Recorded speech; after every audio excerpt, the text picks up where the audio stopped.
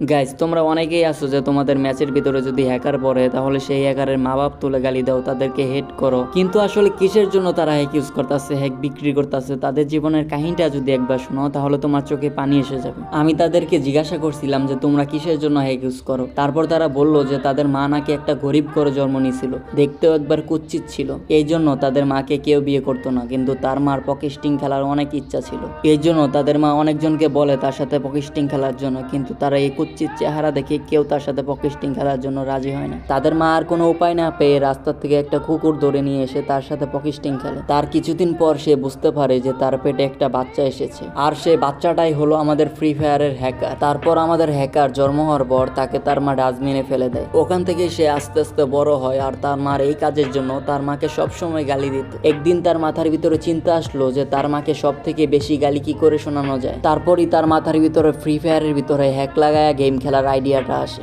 আর তাদের আইডিয়াটা সফলভাবে কাজে লাগে। ঠিক এই জন্য তাদের মা বাপ তুলে গালি দিলে তাদের কোনো যায় আসে না, তারা আরো খুশি হয়।